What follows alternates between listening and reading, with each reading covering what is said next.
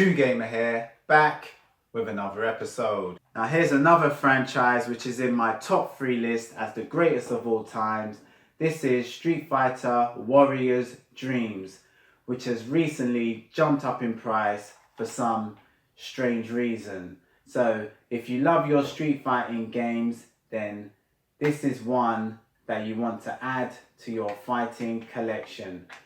Them Alpha series was legendary. Now as I open it up, as you see, it does come with a sizable manual. Just check that out. Packed to the rafters, that is, I bet. Pure goodness. So there you have it. Street Fighter Warriors Dreams. Now it was developed and published by Capcom and it was released in 1995. Next up, Resident Evil Code Veronica.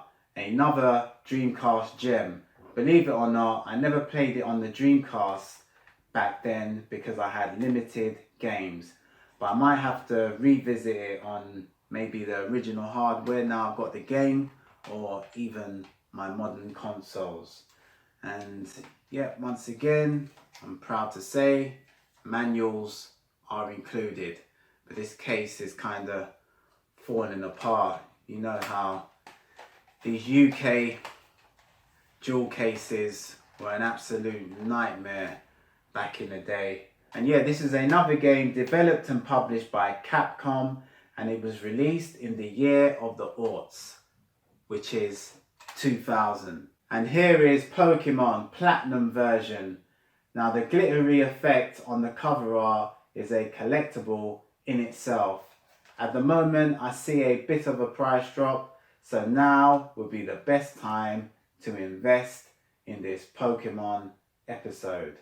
Now the Nintendo DS library is just insane, and the handheld is a must-have for all collectors.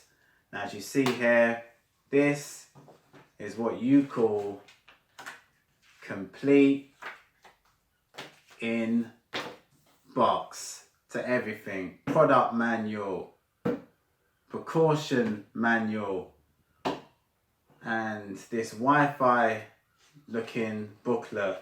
Also you have the Nintendo Club card, and yeah, this is mint, hasn't even been scratched off yet. Follow the instructions and you just register. Back in the day, product manual. Also this is the product manual, yeah, and this is just some more fancy Pokemon stuff, and the manual itself in the game. So if you're looking for something which is CIB to the maximum, these are the kind of paperworks, documentations, whatever you want to call it, you want to keep your eye out for. Now Game Freak was the developer, and it was published by the notorious Nintendo, and it was released in 2008. The Legend of Zelda Twilight Princess. Now I know this has been released on a few other platforms, but it's all about the GameCube version where it all originated from. Now I don't need to say any more, but you can't go wrong with any of the Zelda games, and the older they get, the more valuable they become.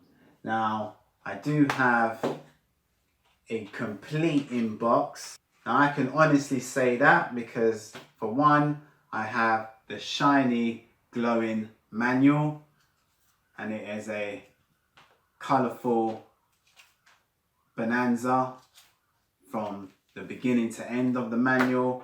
And also we have the product poster showing you all the up and coming games, and then we have the Nintendo VIP registration card. Hasn't been tampered with, no, still intact. And then we have the consumer information and precaution booklet along with the mini disc inside. So once you have all of them credentials, you can honestly brag you have a complete inbox version of the game. Now, this was developed and published by Nintendo and it was released in 2006. 10,000 Bullets on the PS2. Now, this is one action-packed thriller game with pure slow-mo cinematic bullet explosions. And you can't go wrong if you're a lover of that type of genre. And most definitely a game that didn't get rewarded enough flowers at the time of its launch.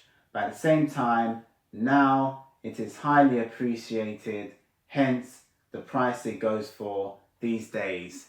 Especially when you have a clean copy with all of its paperwork, which is in great looking condition, and the manual itself is a work of art in all departments. Just check this out. Superb. So yeah, creeping up in price by the day. So this was developed by Moon Studio and published by the legendary Taito, and it was released in 2005. Armored Core 9 Breaker on the PS2, and for some reason this Armored Core is separated from the rest because generally in this generation you can pick up Armored Core games for relatively a cheap price, but for some strange reason this game is pretty expensive, but probably not much was being produced at that moment in time. If you're going for a full set, you're going to have to seek and find this gemstone. Now just the disc alone goes for mad money, so I'm lucky enough to have a complete copy of the game.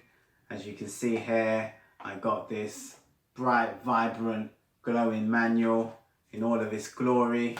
So this is Armored Core 9 Breaker, and the Godfathers of Soul from Software was the developer, and it's always nice to see them coming out of their comfort zone and trying something new.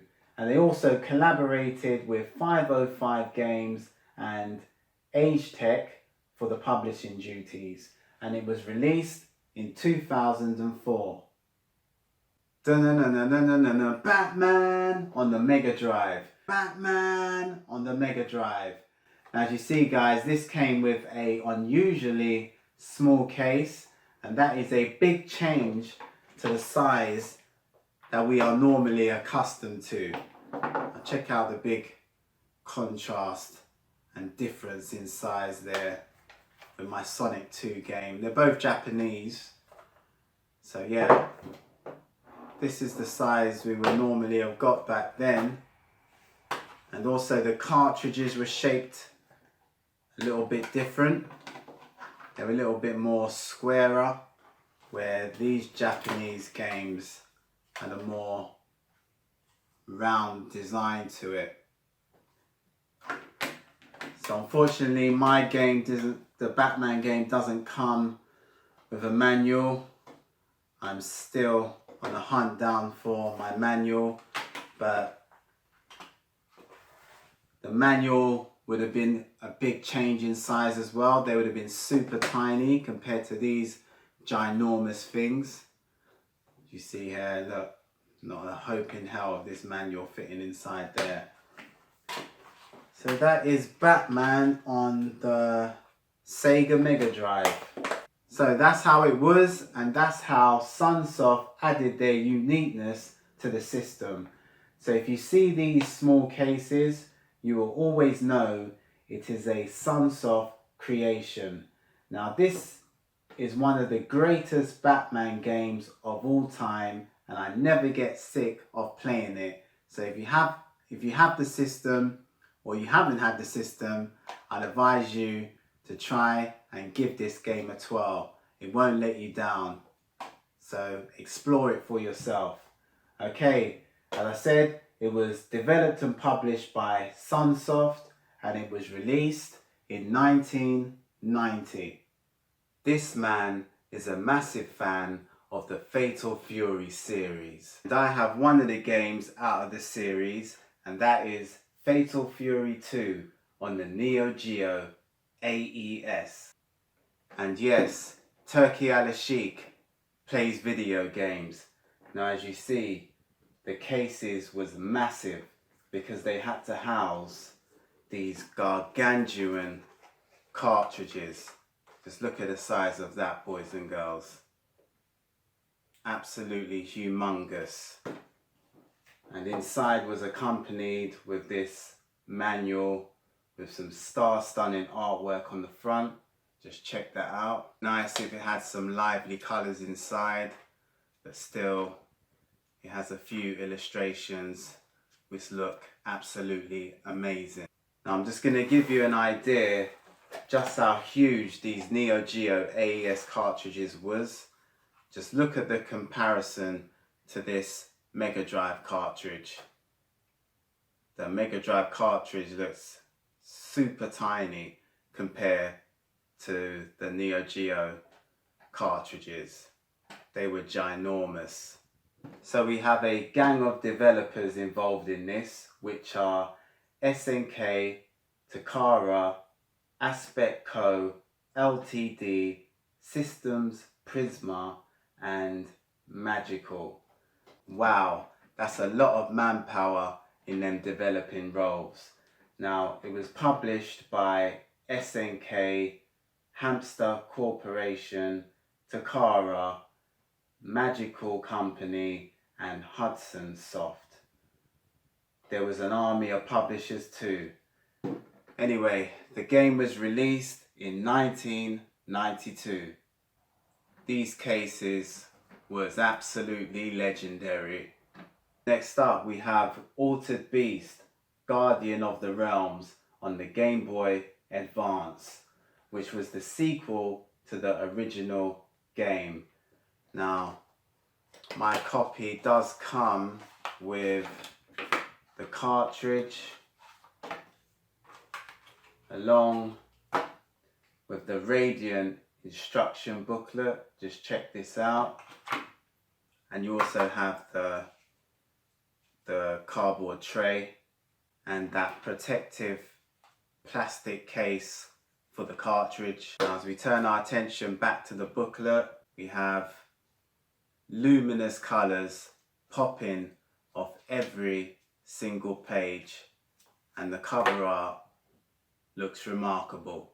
Okay, 3D6 Games was the developer and THQ was the publisher, and it was released in 2002.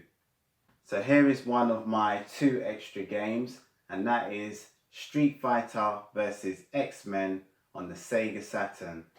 And it's very rare to find a copy in the cardboard box complete, which if it's complete it will come with, just get this out, it will come with the game and also this 4 megabit RAM cartridge, and this is needed to give the game all of its enhancements. So it's a big improvement to the game if you was to have this RAM cartridge. And the artwork on the box and on the manual just looks exquisite in every single way, and the illustrations inside are simply jaw-dropping. Just check this out. Just looks fantastic. Artwork inside of the instruction booklet. Capcom was the developer and the publisher, and it was released in 1996. Then we have Alan Wake Remastered on the PS5. This game's value spiraled out of control the minute people realized they were out of print. Now if you have a sealed copy, you'll be sitting on a valuable piece of software. And if you find it for a good price, keep it sealed. Remedy was the developer and it was published by Epic Games, and it was released in 2021. And lastly, a modern hidden gem, Hitman III. And I'm so happy I bagged this when I did, and I never got round to playing it, so I never cracked that cellophane plastic, because now a sealed copy of the game has shot up in price at an alarming rate. Most probably because of the low print run or something. So if you're looking to add this to your collection, my advice is to strike now, my fellow collectors, before the price gets outrageous. Now, IO Interactive were the developer and the publisher, and it was released in 2021. So there's another 10 expensive classic games in my collection so far, which everyone should check out, whether in the physical form or the digital.